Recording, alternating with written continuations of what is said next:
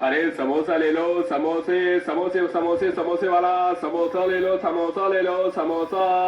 एक समोसा कितने रुपए का है भाई साहब? एक समोसा 50 रुपए का है। बोलो कितने पैक कर दूं? एक समोसा 50 रुपए का? अरे हरिनाथ भैया, इतना महंगा समोसा कौन बेचता है?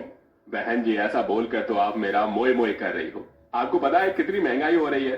बेसन कितने रुपए किलो आता है? कितनी मेहनत लगती है समोसा बनाने में। भैया, ये मोए मोए क्या होता है?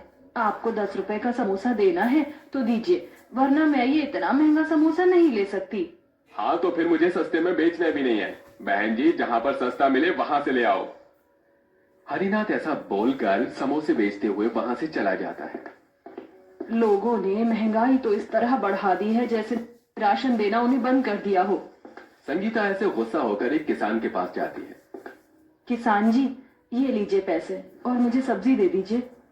संगीता किसान को पैसे दे देती है, जिसके बाद किसान अपने एक आदमी को भेजकर अपने खेतों से सब्जी मंगवा लेता है। ये क्या भाई साहब, इसमें तो बाकी सब्जियों से ज्यादा बैंगन ही बैंगन नजर आ रहे हैं। अब जब बैंगन का ही सीजन चल रहा है तो बैंगन ही होंगे ना। लेना है तो लो, वरना वापस करो।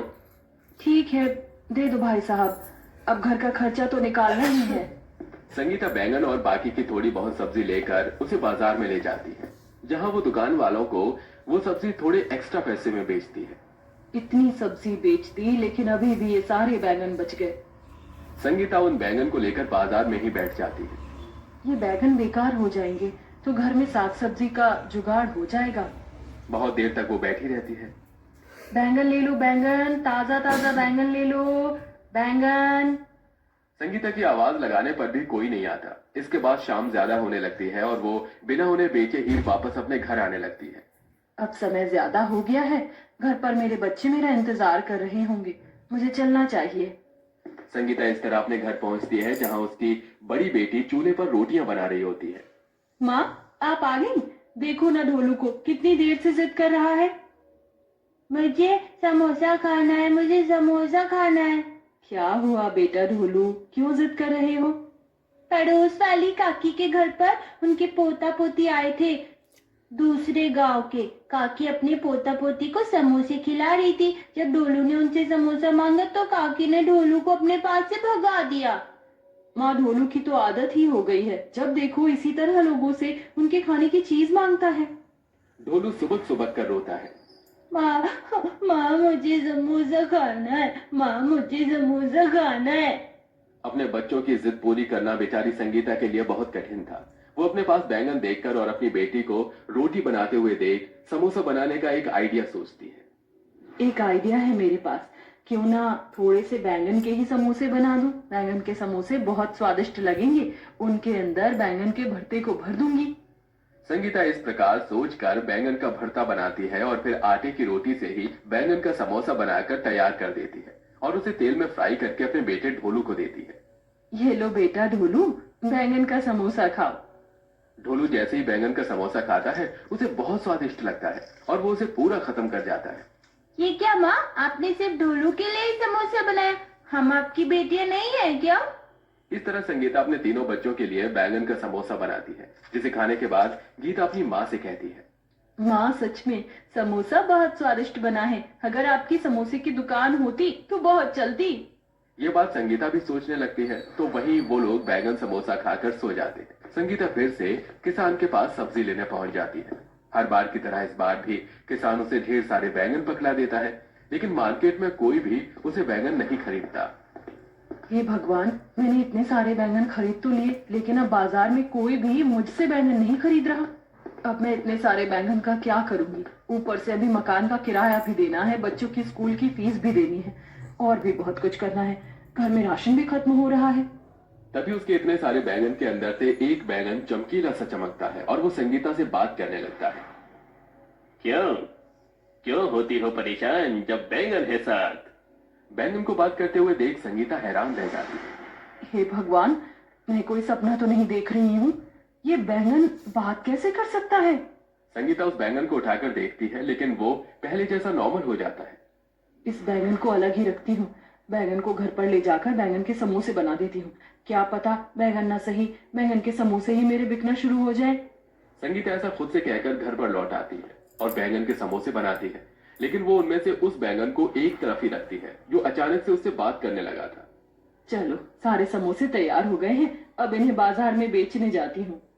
वो एक छोटा सा स्टॉल लगाकर समोसे बेचना शुरू कर देती है। समोसे के अंदर से एक बहुत ही अलग से खुशबू आती है तो पूरे बाजार में फैल जाती है और सभी संगीता के समोसे की तरफ आकर्षित होने लगते हैं। संगीता, बैंगन बेचने का काम छोड़कर बैंगन के समोसे बेचने लगी। खुशबू से तो बहुत स्वादिष्ट लग रही हैं। जरा एक दो सही खा कर देखूं कैसे बने हैं। संगीता लीला के कहने पर उसे समोसा देती है। बहुत ही स्वादिष्ट बनाया है, क्या बात है, ऐसा समोसा मैंने जिंदगी में पहले कभी नहीं खाया। अच्छा, तुमने पैसे तो बताए नहीं। पैसे पैसे अरे हाँ, ये बैंगन का समोसा है ना, इसलिए केवल 10 रुपए का है।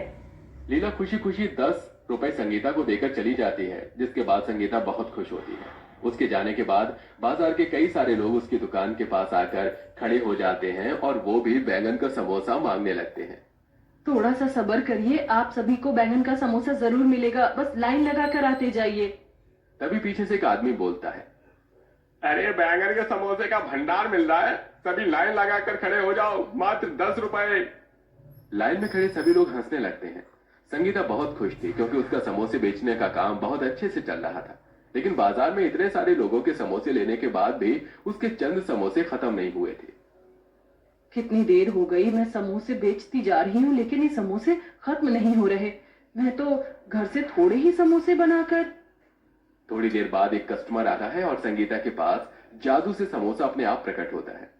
संगीता इस बात से हैरान थी। वो खुद से कहती है, कितनी देर हो गई है और समोसे तो खत्म ही नहीं हो रहे। ये कैसा जादू है इस समोसन के अंदर।